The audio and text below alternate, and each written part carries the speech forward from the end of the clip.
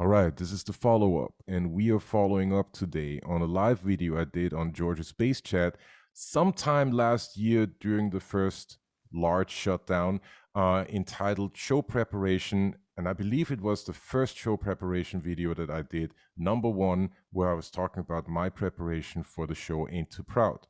My guest today on the follow up is none other but the mighty, mighty Bob Lee, himself bass player in Los Angeles.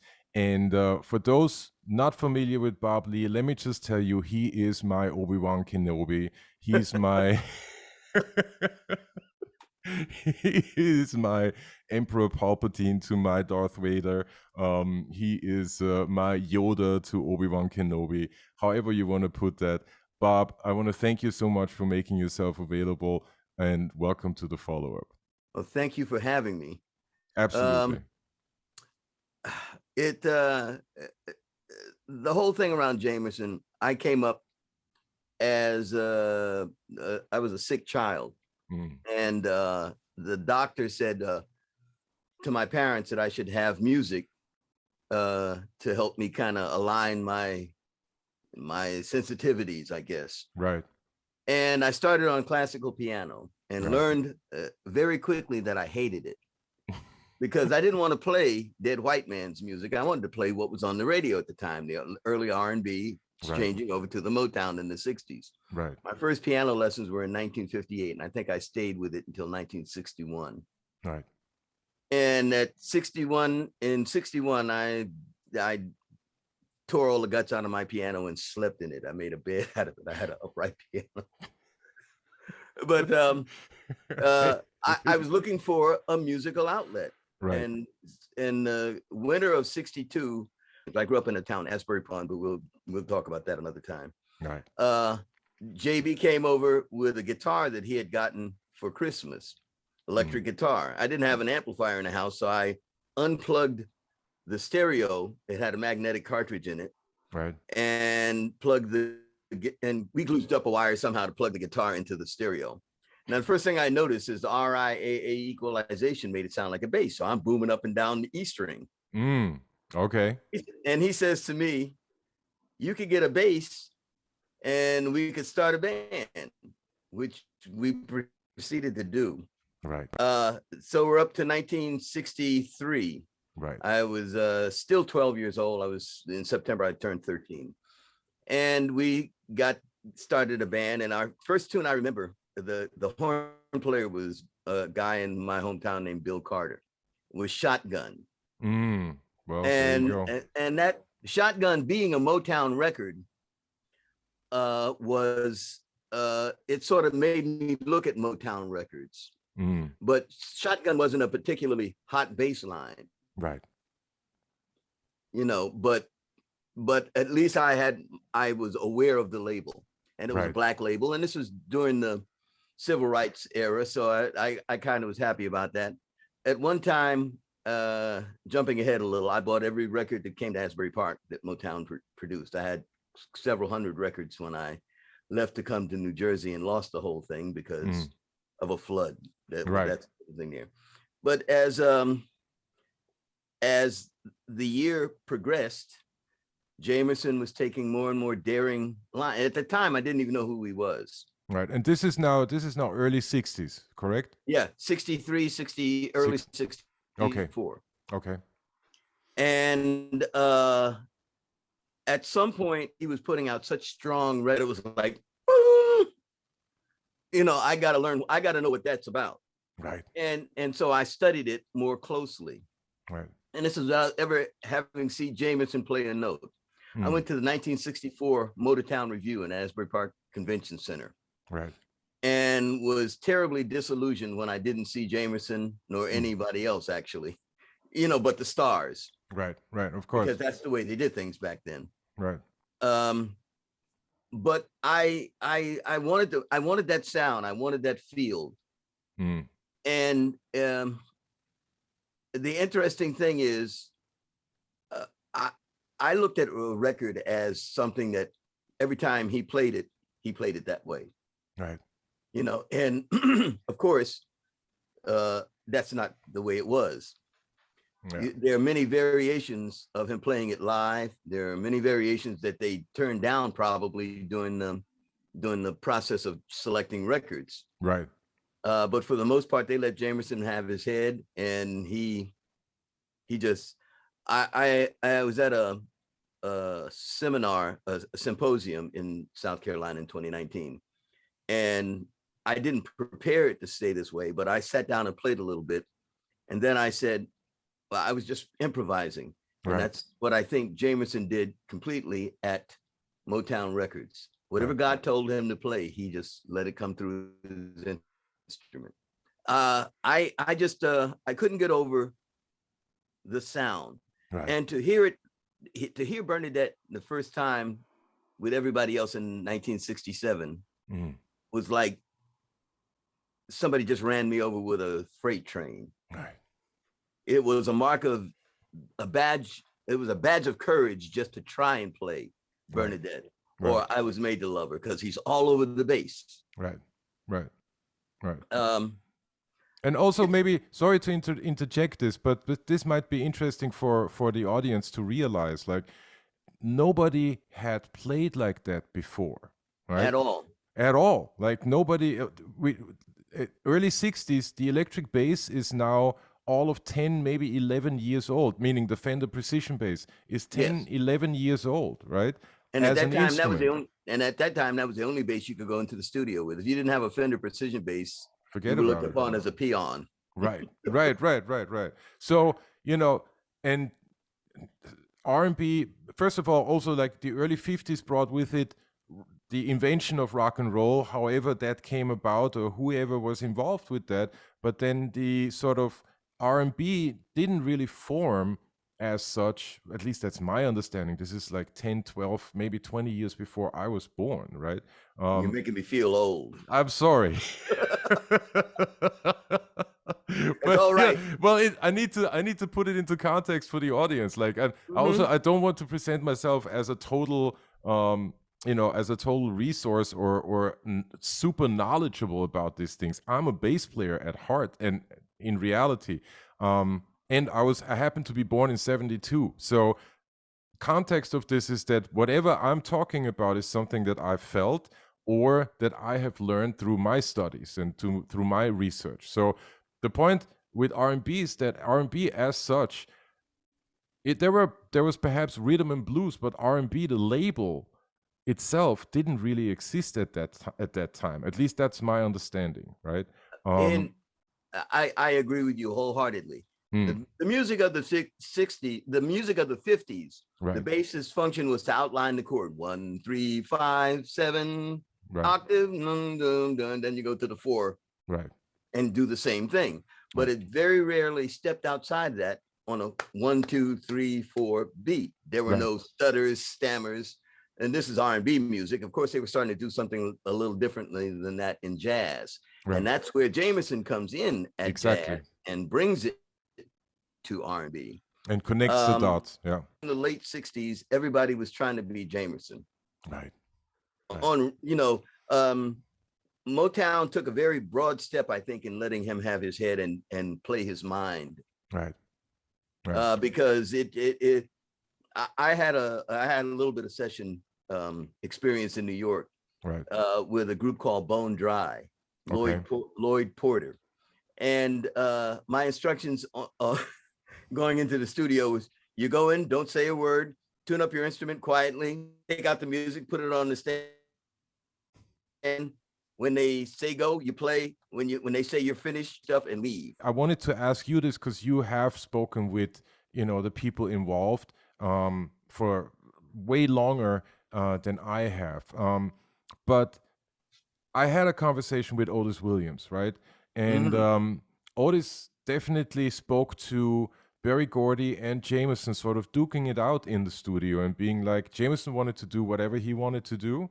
And Berry Gordy kind of started, not only started, but did rein him in to a certain degree. And also very, very specifically reined him in on specific artists, right? So that's where where Jamerson sounds completely different behind Marvin Gaye than behind the Supremes, right? There's two different players almost. Yeah, because I think Marvin said, go for it.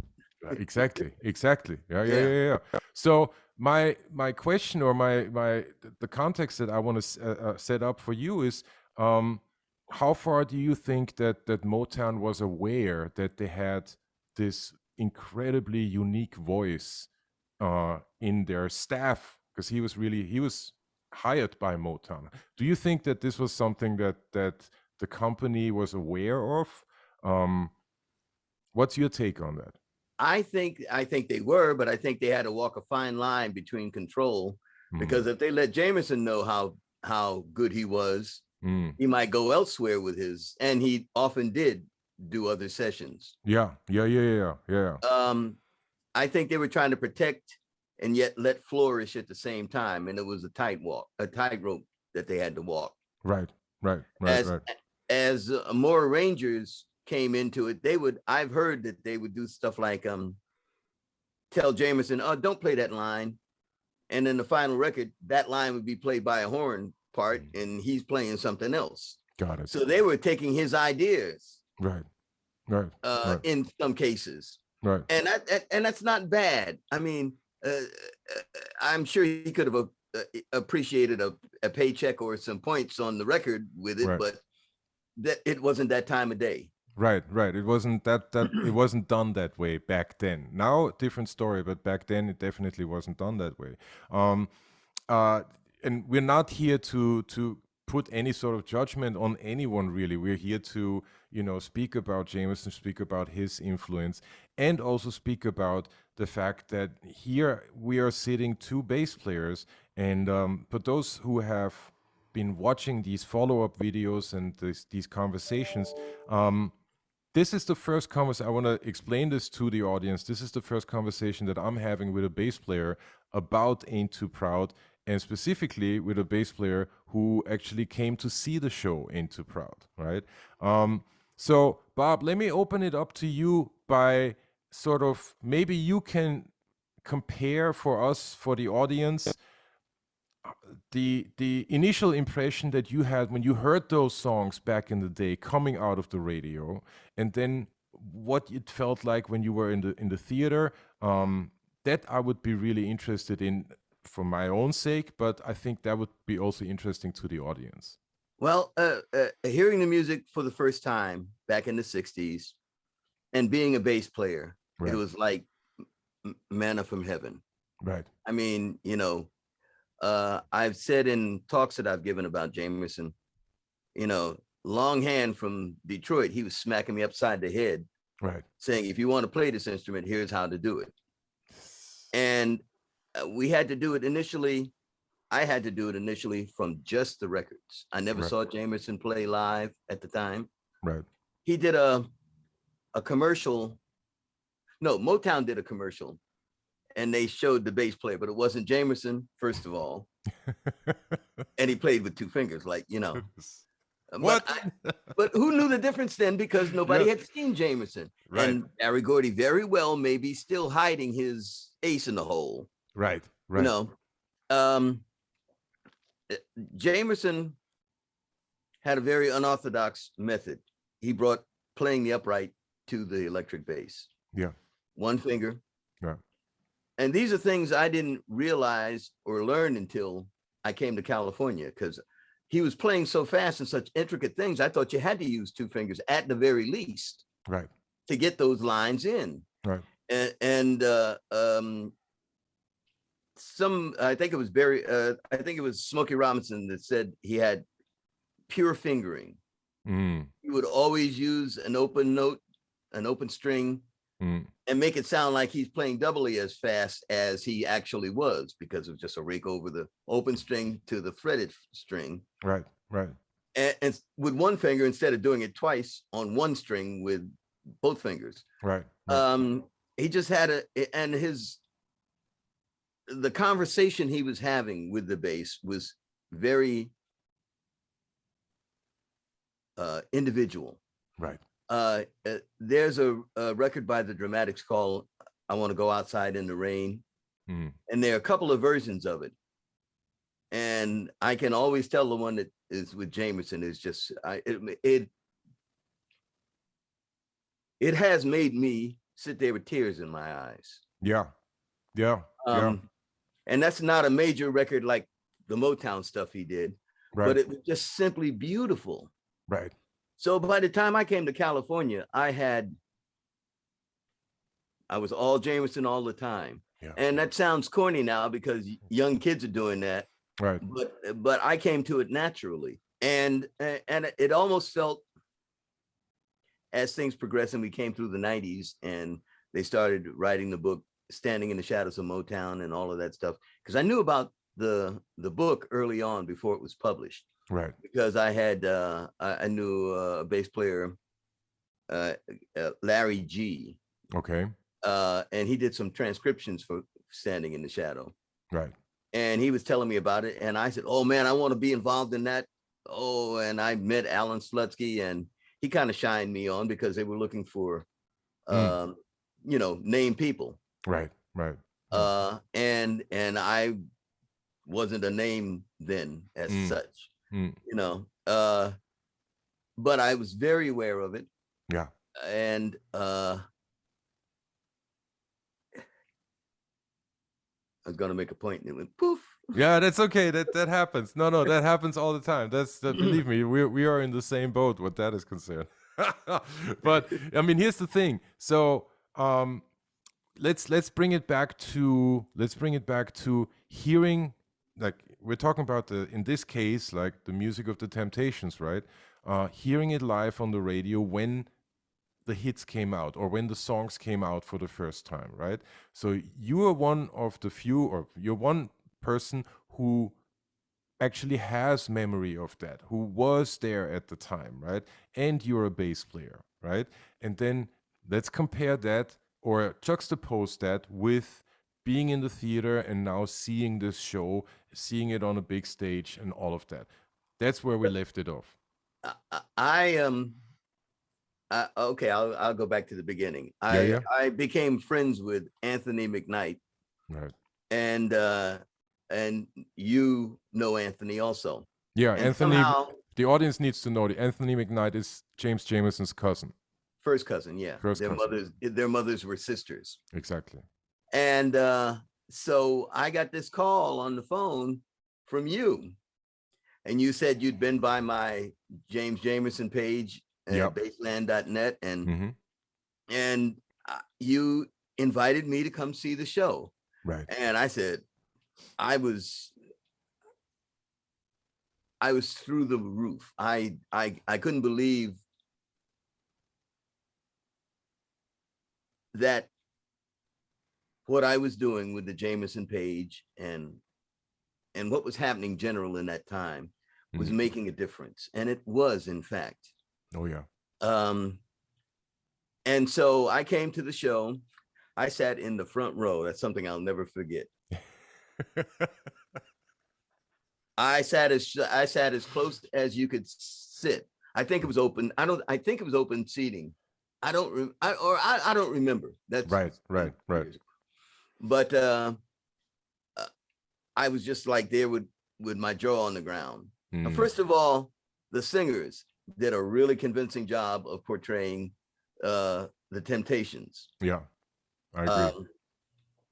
But the band, now, what I saw in your presentation, in the presentation of the songs in the show, right, was an accurate portrayal of the spontaneity that, in my mind, it took to create that music in the first place. Right. You had one guitar player.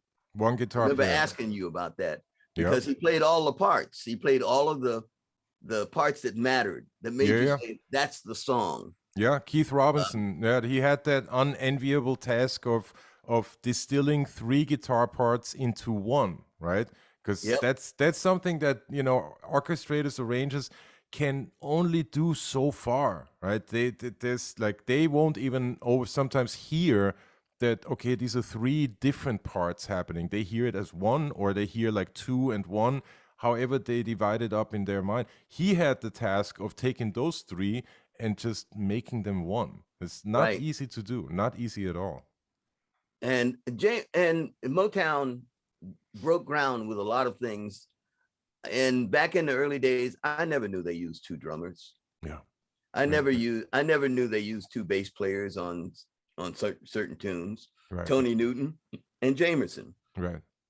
Bob Babbitt was only at Motown originally for 1 year. Did a couple of Stevie Wonder and a couple of Smokey Robinson tunes, and he never really was a staff musician. Right. Right. Now that's not taking anything away from Bob. He went to 3 different cities. He came to New Jersey and worked with Gladys Knight and them after Motown left for California. He went to Philadelphia. He made his mark there. Oh yeah. He went to Nashville and made his mark there. Yeah, I know. You know, so I'm not.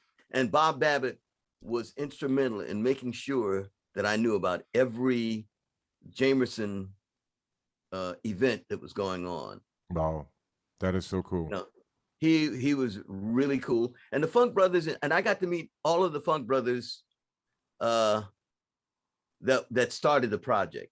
Right. Right. You know, all with the exception of one, and that was I didn't meet the guy with the sailor cap. I can't call his name. Oh, Uriel Jones? No. Uriel was the with the sailor cap. Let's see. Oh, was it Pistol Allen? Pistol Allen. He's the only one I didn't meet. Okay. And they all seemed very kind toward me. Yeah. And Alan Slutsky was responsible for me meeting all of them. Right. Well, I mean, here's the thing. Like, also, we need to let the audience know. Like, baseland.net, is the site still up? It's still up. It's still up. All right. So that, you know, for my research into my playing of Ain't Too Proud, that was a big resource, right? That was huge. Bob Lee has compiled like several informational pieces on this website, I should say. Plus, there are also several YouTube videos of Bob Lee explaining Jamerson's style. So that's why, going back to the beginning of the interview or the conversation, like that's why I say that I mean that, like, he is my Obi-Wan Kenobi, he's my Yoda, he's my, you know, Emperor Palpatine, however you want to put that. He is the big sage when it comes to, I always call you the archivar. Like, if I need to find out who played on what, I call Bob Lee. I will say this, Jamerson's, well, I don't want to get off into that other story just yet. But back to the play. Yeah. I walked out of that theater. I don't think my feet were touching the ground. Oh, that's deep. It was, and I felt, because of your generosity in including me in your studies of how to do this. Yeah. First of all, I did it. It was a personal thing. Right. I wasn't trying to reach anybody, or it was. I think because of Jamerson, I developed in a musical way that allowed me to come to California. Right. I studied at Musicians Institute in 1980. Right. I was in the second bass class. Yeah. I told some people there about my experiences of coming up in the time of Jamerson and introduced them to it, because that was mostly a rock and fusion school. Right. They were into guys like Abe Laboriel. Yeah. And they were starting to go through their high hair period. Right. With the rock bassist. Tim Bogert and I put together a thing at Musicians Institute that included Jamerson. Right. And it wouldn't have happened except for him. He was the reason it happened. Right. You know, I developed the sensitivities I did on the instrument because of him. Right. You know. Yeah. that is true for pretty much every bass player out there, whether they are aware of that or not. And that's kind of the point. That was part of one of the points that I tried to make with the live video, right? If we hadn't had Jameson, we wouldn't have music as we know it today. It would be on a completely different plane, and it is changing away from the things that Jameson started in many ways. Right. Jameson's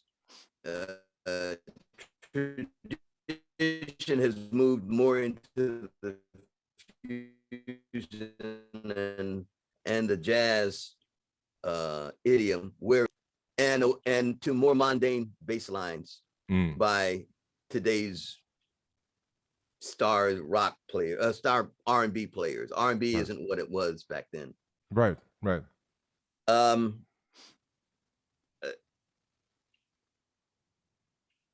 I listened to Jamerson back in the 60s with a young ear. Ah, okay. And I got that message. Right. And years later, when I learned some more things about his technique and style, I heard it all over again, and I heard a completely different message from the same music. Wow, that's deep.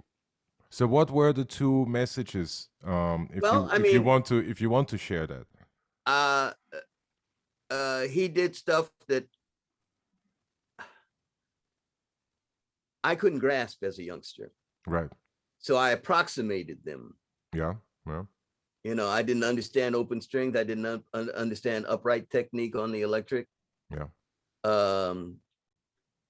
And I didn't understand why, since it came from the acoustic, people weren't doing things like that on the acoustic. The acoustic is a much harder instrument to play. Right. I think the ease of playing the electric for Jamerson allowed him to do more with it. Right. Yeah. You know, some things he played like there's a solo on Fever in the Funk House. Okay. Which is one of the 2 or 3 tunes that Jamerson got credit for writing at Motown. Yeah. And I mean, it's just, I didn't hear all of that in 1970 when he played it first. I didn't hear, I made a transcription of it. Right. And I couldn't believe my eyes.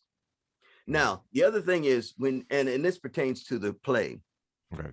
People try to read what Jamerson did by nature. Right. And you were you playing in Ain't Too Proud was the closest I saw to just pure invention and in the moment in what you were playing. And that's what Jamerson did. Yeah. That's you know, and that's hard to do with something that's already been heard 30 million times. Exactly. That's super nice of you to say. I really, really appreciate that. That also I should give the audience some context what that is concerned. I did not set out to be a carbon copy of Jamerson in that show. You wouldn't have been successful. None of us are. No, it doesn't work that way. You cannot be Jamerson, right? You can take elements of his playing, you can study it, and hopefully you'll study it in a way that it goes into your musical DNA, right? Into your psyche, and it will come out that way, right? So I think, and again, like this, I'm interpreting some of what you're saying here, but I think what you heard and what you describe as spontaneity was basically George Farmer, me being George Farmer in the context of James Jamerson, right?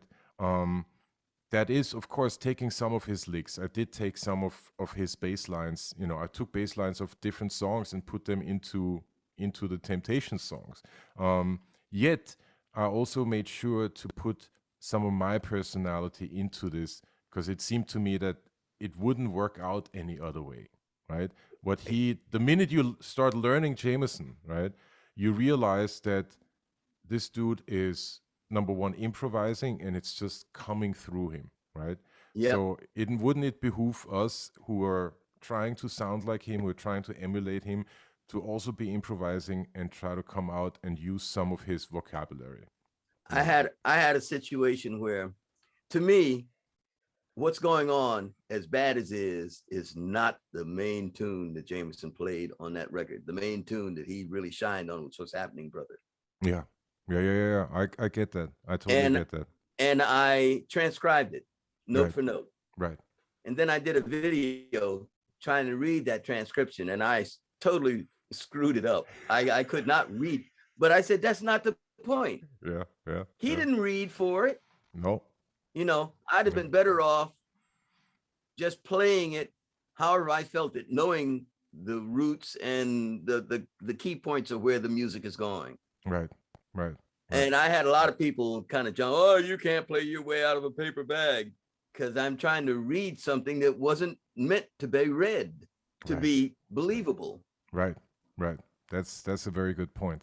Yeah, that's a very, very good point. And that's so deep. That is, I always liken it to the difference between reading and interpreting, right? Reading is taking the information that's now on the paper in black and white, right? Identifying the notes, etc., etc. We all can do that, right? That doesn't take that much. But then going a step further, taking that information and making it sound authentic. Making it yours. Making it yours by sounding authentic means making it yours. That's interpretation, right? And that's where it gets really, really tricky. That's where it takes time to get to it. I was playing at a gig in Venice Beach, and this guy walks up to me and points to me. He says, James Jamerson, right? And again, it was one of those moments that you live for. Yeah. Because I didn't ask him to say that. We didn't have a conversation. He was so moved by what he heard that this is what he thought. Yeah. I'm rehearsing with a band now, and they do some really interesting tunes. Right. They do Asia. Okay. And that's a hard tune. Yeah. To really cop the feel on. I mean, you could play a whole note and get through the whole thing but to really cop the feel of the tune is something else. Right. And we did one with Never Can Say Goodbye. And the guy who was running the rehearsal sent me a copy of it, and I forgot about it. And then ran across it on my phone and started playing. I said, damn, that sounds like me. But I could feel the lines that were getting ready to be played next. Right. Right. And then I finally remembered that it was something I did. And being compared to Jamerson is something like that. Somebody hears an essence. They hear something that reminds them of something that they're familiar with. Yeah. That's absolutely true.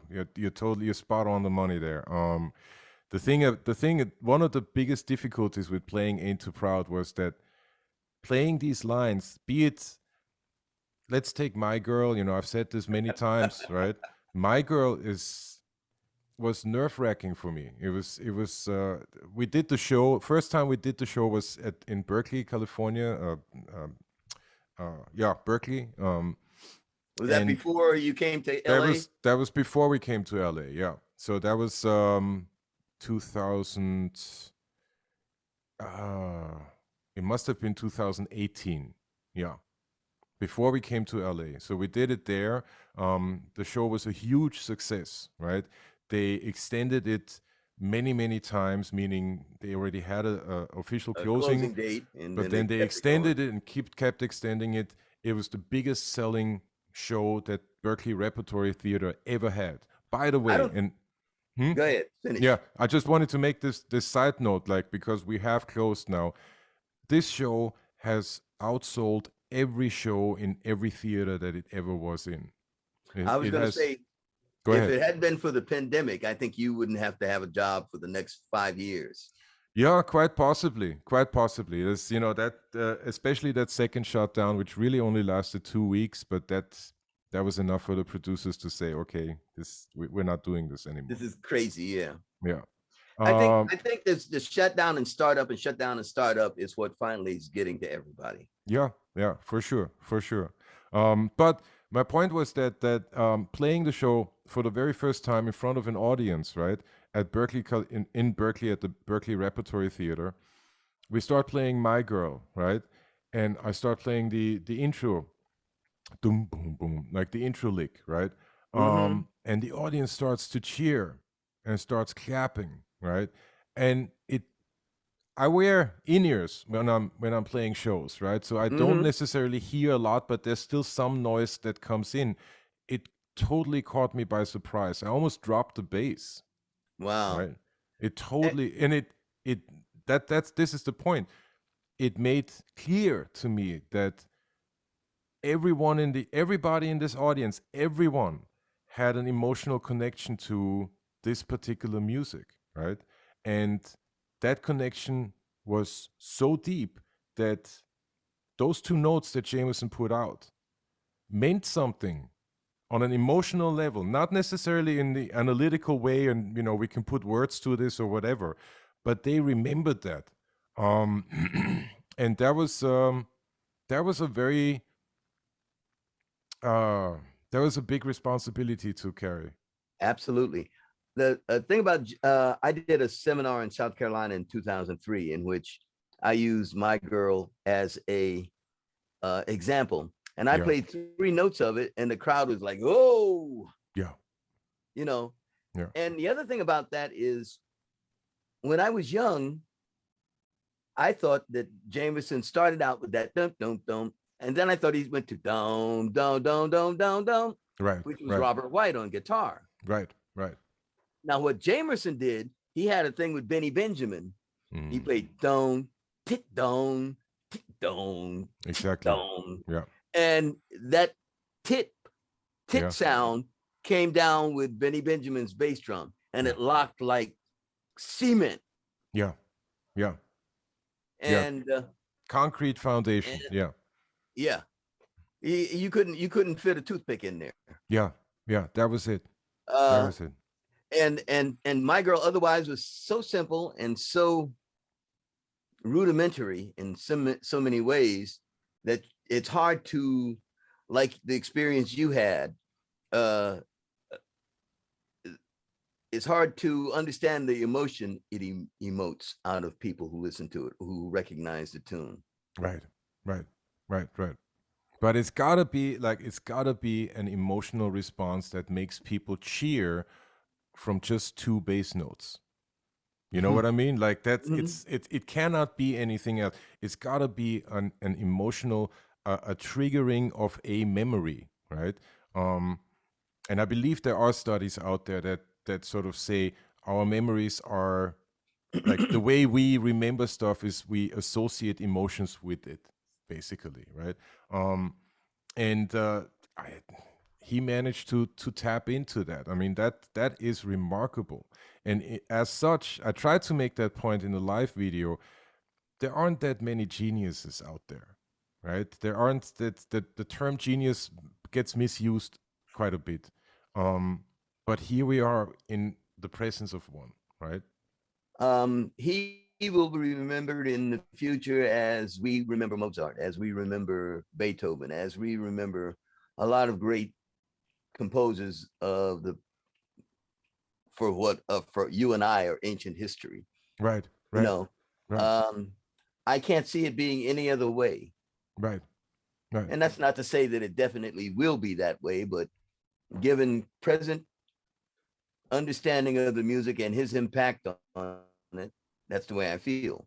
Right. No, I totally agree. What really brought Jameson's importance home to me was I never actually got to meet Jameson, first of all. Right. But another one of my idols on bass was Chuck Rainey. Right. And because I had played guitar just before I played bass, when I got to bass, I'm trying to play chords, but I'm trying to play them in a closed position. Right. And of course, it sounded like crap. Now here's Chuck Rainey. I'm seeing the thing say internet unstable. I know. Here's Chuck Rainey, open string and playing the chords up here. Right. And it was like, duh. And I got to meet Chuck, and we've been friends for almost 40 years. And he's a wonderful person. And he makes me wish that I had gone ahead and met Jamerson, because Jamerson was alive in California for 3 years while I was here. Right. And I was a union member, so I went right down and jumped into union books and saw his name there. And he referred to Motown and said, yeah, I did all that Motown shit. Incredible. I mean, that's gotta floor you. If you have like one emotion left in your body, that's gotta floor you. That realization, that's really deep. You know, that's I had no two ways about I had that. heard I had heard that Jamerson was brought to MI the year before I got there. Right. And by this time he was not happy camper. Right. He couldn't get work in California like he'd gotten in Detroit. Right. People, you know, he came with baggage, drinking and the like. Right. And so when he came to this hotsy-totsy Hollywood school, and the little kids were asking him, hey man, what kind of strings do you use? What's your amplifier? His attitude was, what the hell are you talking about? And so I figured I wasn't going to go try and talk to him, because I would have been just like that. Right. I wanted to know what it was that was the essence of Jamerson. And I didn't have the understanding of the essence of me enough to make the correlation.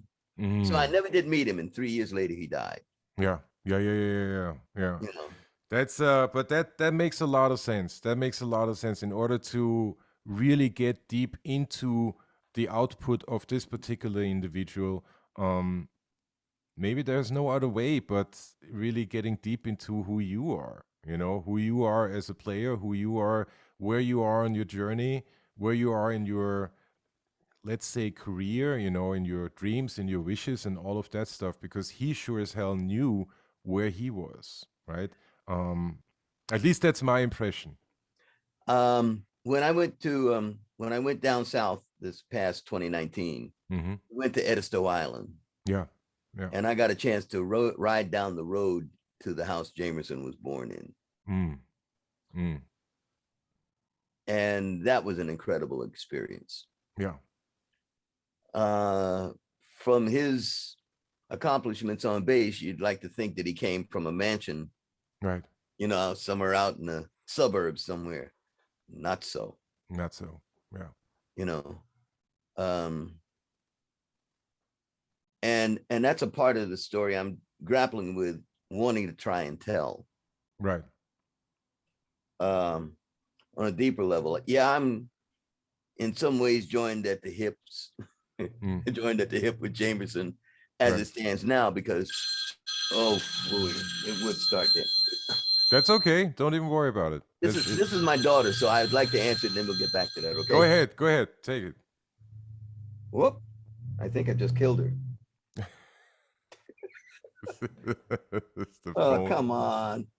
Okay, well, she'll call back. Okay. But I won't get it, because I'm going to cut the ringer off.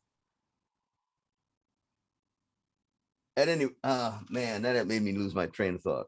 No, that you were talking about the, you know, being on Edisto Island and following the trail down to the house where he was born.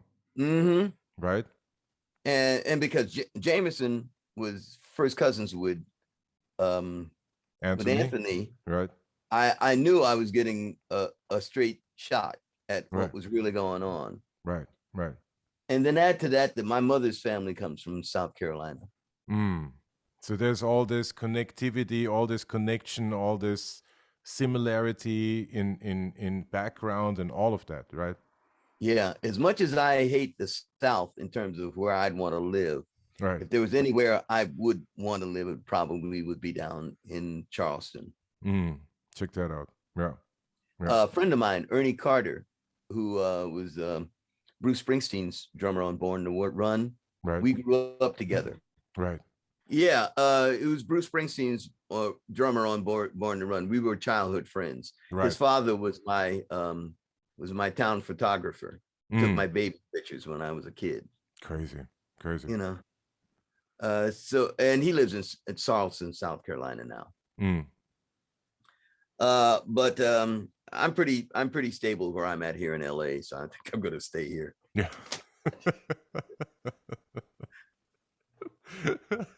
Well, listen, this has been already an unbelievable conversation about Jameson. Kind of, we're trying to, and I need to repeat that for the audience every now and then. Juxtapose what it was like as a bass player to be in the audience for Ain't Too Proud. You said that, it made you feel good about your work with the website, that you basically did for yourself, but it definitely helped someone like me. I mean, how could it not? There's one more quotient to the website and how it ended up developed. In 1989, I was on a bulletin board service called The Bottom Line. And Carol Kay came on and said she played I Was Made to Love Her and Bernadette and all of these tunes. And I told her, no, you didn't. So, and that started a 2-year until Rock and Roll Hall of Fame inducted Jamerson as a sideman, which is basically session men or sidemen. Right.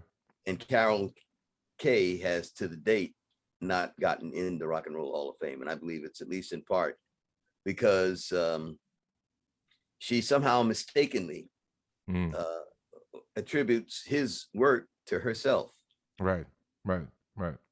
Which, and that's not to say she never played it. Exactly. That's the important thing, right? That's very, very important. But we never heard it. Right. No, I totally get where you're coming from. I totally get that.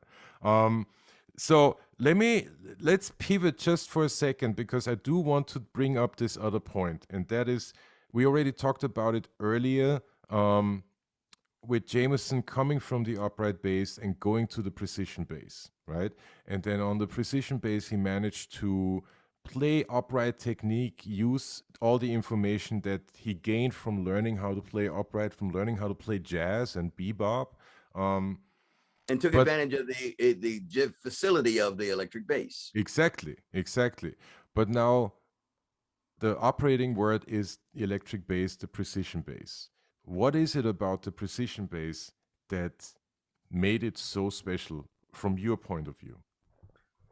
One pickup, one sound. Once they got it right, there was no changing it. Interesting.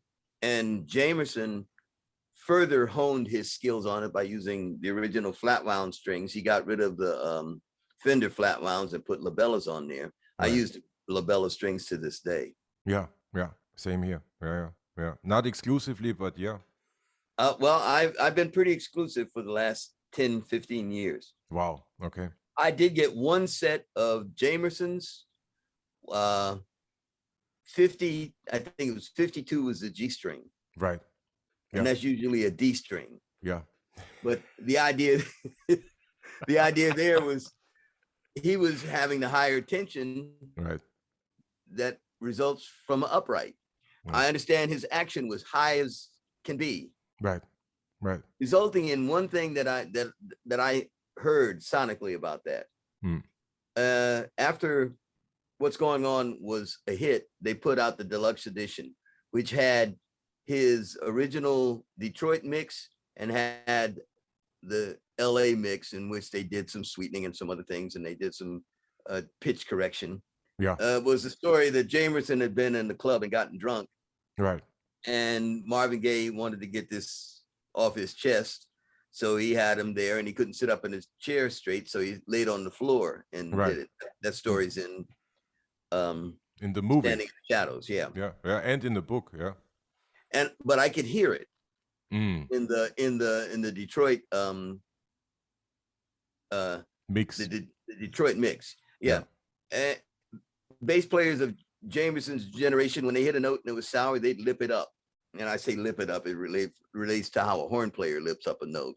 Right. But you do what you have to do to make it come up the pitch eventually. Right. But I got to play his upright bass. Oh wow. Annie Jamerson and James Jr. brought it to the book signing at the bass center.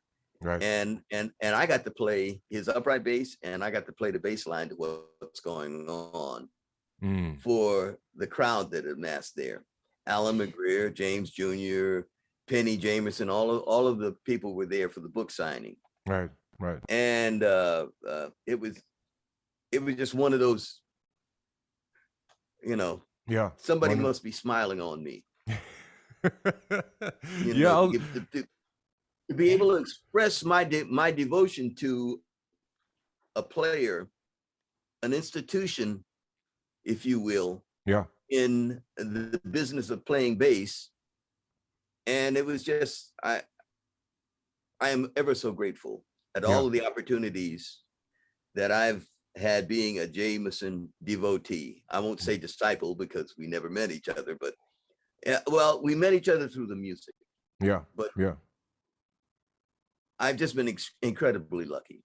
Oh man, and we are incredibly lucky to have you here, Bob Lee, today. This again, I cannot thank you enough for making the time today and sitting down with me and having this conversation. It was so important to me to kind of kick off this series of interviews that I'm doing with this particular subject.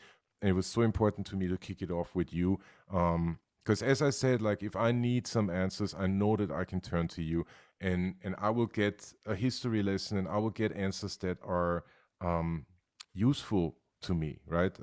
Again, like I'm coming at this from someone who was born in 72. Let's not forget that. So there is a certain, of course, I heard some of the music. I didn't hear it live on the radio. Plus, I was raised on the other side of the world in Austria, so I didn't hear it on the radio. My access point to a certain degree has to be analytical, but at the same time, I heard music that was like it, right? And it resonated with me, right? So once again, Bob Lee, I cannot thank you enough. This means the world to me that you're here today and that we are having this conversation because, it's so important. I'm enjoying it. I enjoyed it. Oh, excellent. Excellent. Well, listen, stay safe out there. Stay sane out there. It's not easy. Believe me, I know what I'm talking about. I know you know. Yeah, for Listen, sure. I want to before I go, I want to mention one other thing. Your musical legacy is not to be overlooked. Your father was a famous musician. Yeah, for sure. I didn't know that when I first met you. I didn't know that until recently. Oh, check that out. Yeah, and he was very famous. Well, very famous. He was in Los Angeles. Made perfect sense. Yeah, for sure. Yeah, for sure. No, it is. We all have parents. That happens to be my parent. That's how I see it. But well, you're lucky. Yeah, for sure. You have picked up whatever essence he had as a great musician and carried it forward. Yeah, I'm definitely trying to work on that, and I'm trying to do that.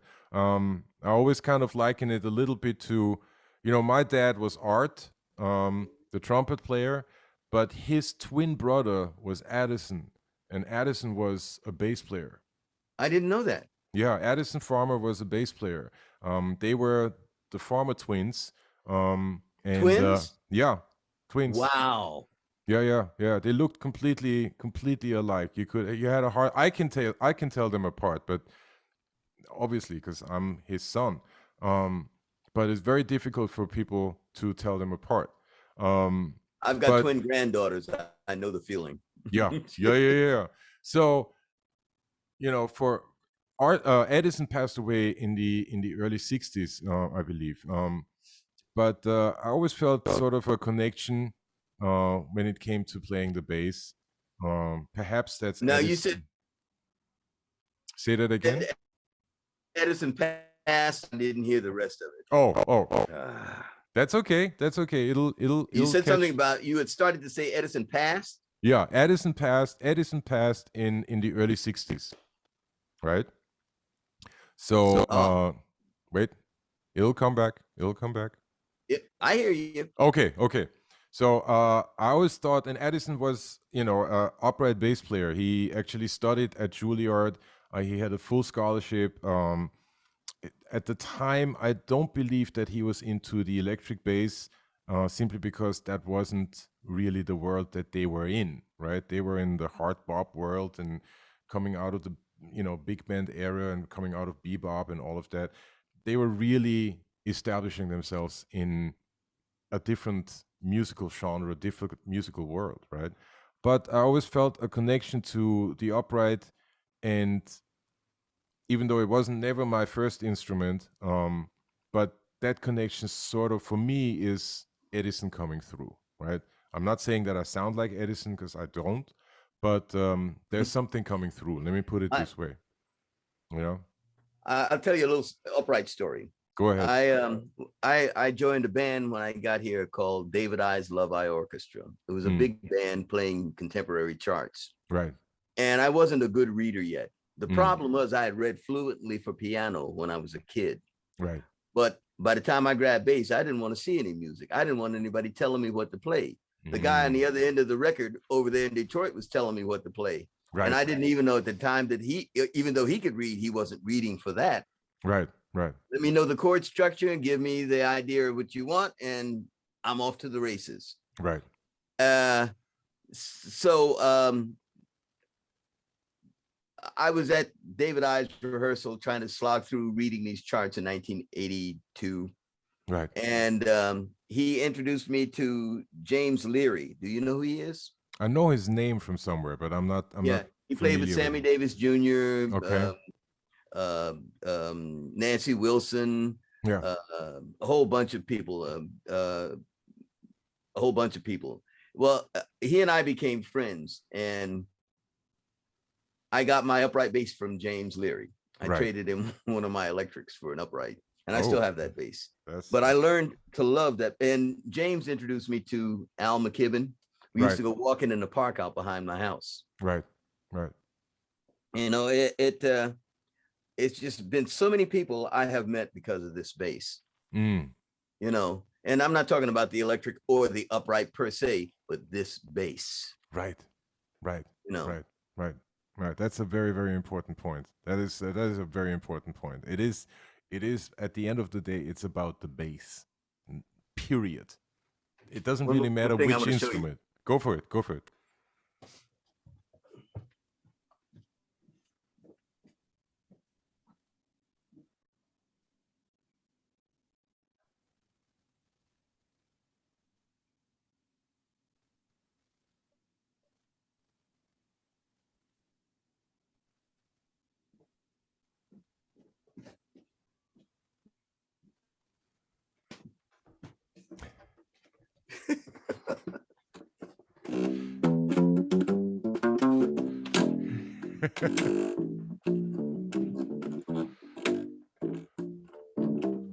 Yeah, this is my newest little baby. I know. I posted that video that you took from yourself playing it. I put it on the Bass Chat page because it sounded awesome. It sounded absolutely fantastic. Plugged in electrically, it does. It's a little weak acoustically, and plus I got steel. You notice I have metal strings on it. I took the bubblegum strings off. Right. You know, because what would happen there is I'd go, and this note would be sharp because I've stretched this part, and this part's gotten dropped in pitch. Yeah. I almost rejected playing the instrument until I found that there were some steel strings to that. That's interesting. Yeah, that definitely, you know, makes me want to explore it. Let me put it this way: I have so many basses. I I have everything that I ever wanted. Yeah, me too. Yeah. You know. No, awesome. Yeah. No, that's a Michael Tobias. Fantastic instrument. Just no two ways about that. All right, go ahead. My travels through the bass allowed me to meet some genuinely stellar people, and Michael Tobias is one of them. Yeah. When I first met him at a NAMM show, I got to work the NAMM through school. Right. And the first year I was there, I met Michael Tobias. Right. And I worked for him the next year. Right. You know, just being in the booth and playing and fiddling around on the bass. Mm. And for the next year, he says, well, can you come help me get ready for the new show? Mm. And I'm drilling holes in instruments that cost more than I ever thought I'd ever own. And I was, of course, terrified. Right. But Michael was so kind and gently led me into being able to do that. And I stayed with Michael Tobias for 10 years. Wow. And we're still great friends to this day. He is my brother of another mother. Check that out. Check that out. Well, that's another one of those wonderful people I met because of the bass. Yeah, for sure. Like yourself. Oh, that's super kind of you. That's really kind of you. Well, listen, I won't keep you any longer. You're probably running out of tape. No, out of tape. I'm teasing. There's so much memory in this computer that I don't know what to do with. Well, you saw mine, so you know what I'm working with. Exactly. All right. Well, listen, Bob Lee. Thank you so much for having me, George. Thank you for being here, seriously. And as I said before, take care of yourself, stay safe, stay sane out there. I hope to be back on the West Coast, hopefully sometime this year. Fingers crossed that will happen. But whenever it will happen, expect a phone call from me, because we need to hang some more. We'll hook it up. All right, awesome. Bob Lee, thank you so much. All right, thank you. Bye-bye.